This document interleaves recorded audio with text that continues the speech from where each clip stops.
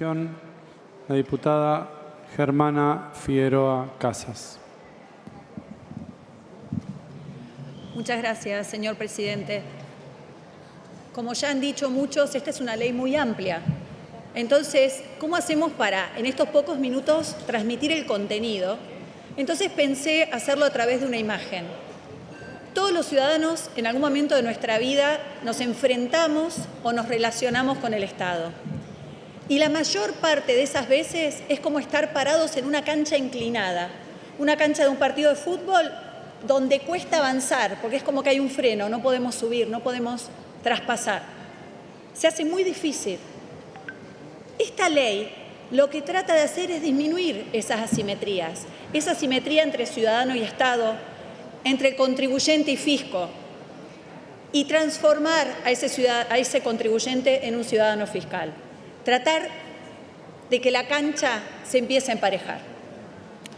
Por ejemplo, las modificaciones de la Ley de Procedimiento Administrativo, que la gente dice, esto me toca de lejos. No, es tratar de dar una presunción a favor del que va a relacionarse con el Estado. Tratar de simplificar.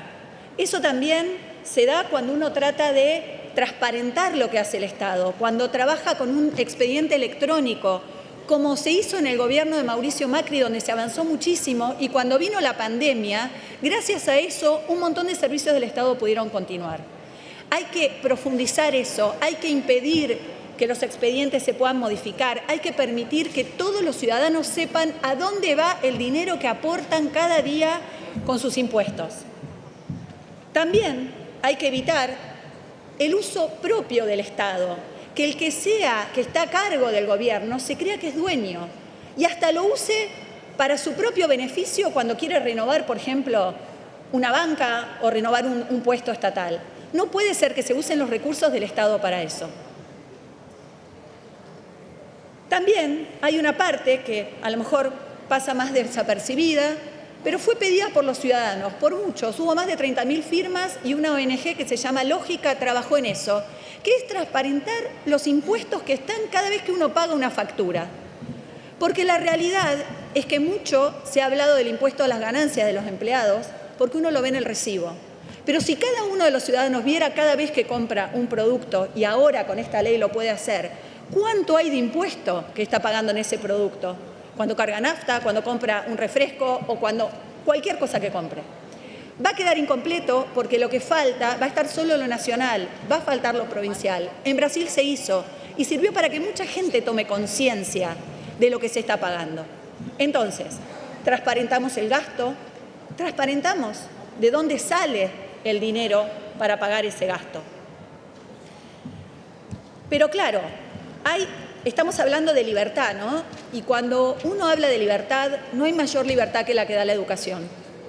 Y ahí hemos hecho un aporte desde nuestro bloque para que la educación sea considerada esencial, para que las escuelas estén abiertas y para que nuestros hijos puedan tener una educación, porque no hay crecimiento posible si no se da esto.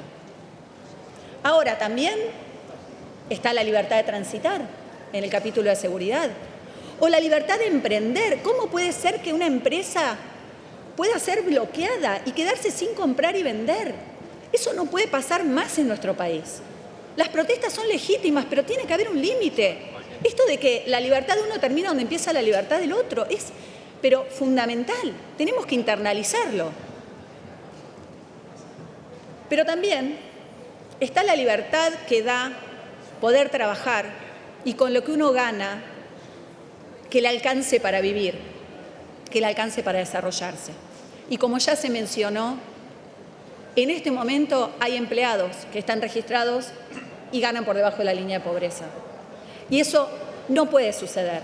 Nuestro país se ha hecho incapaz de generar nuevos puestos dignos de trabajo. Eso lo tenemos que revertir.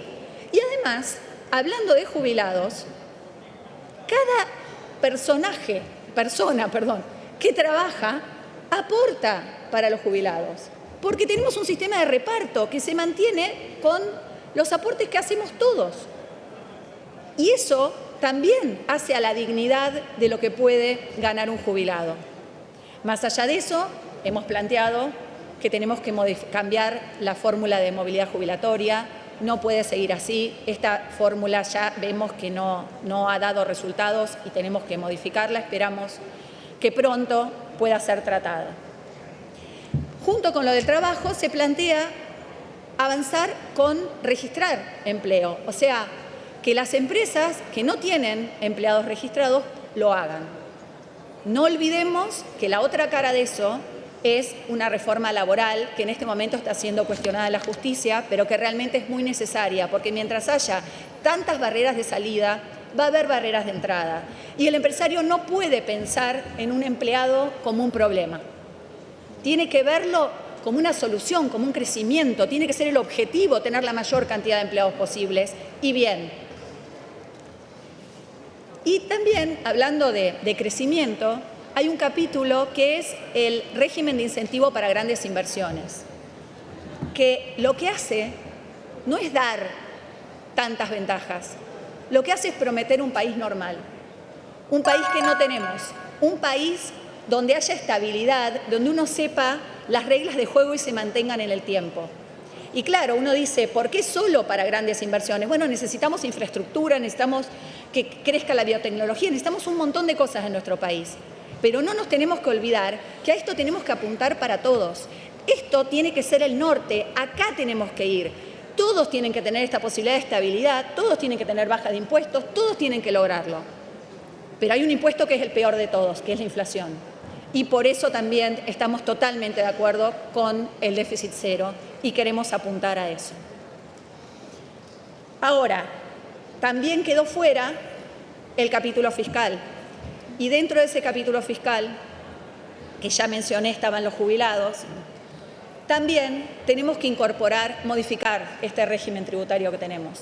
Un régimen emparchado constantemente, que se ha ido generando y llenando de impuestos de emergencia que luego permanecen en el tiempo, y los eternos olvidados, los autónomos, los que emprenden, los monotributistas, que lamentablemente se perdió porque en el proyecto de impuesto a los ingresos netos que habían presentado había un capítulo para monotributistas. Y por eso es que como bloque decimos, esto no termina acá. Nosotros estamos dispuestos a trabajar, envíen estos proyectos de ley, estamos en extraordinarias, la semana que viene podemos empezar a tratarlos, prorroguen, estamos dispuestos a trabajar porque esto es solo un comienzo. Tenemos que dar esta discusión y creemos también que no es solo el tema fiscal, hay otros temas que necesitaban más tiempo y que hay que tratarlos, pero no dejemos de tratarlos. Esta ley es solo el principio.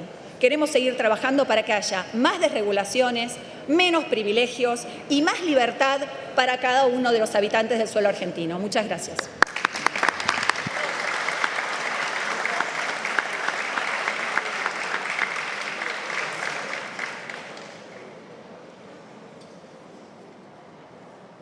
Gracias, diputada Figueroa Casas.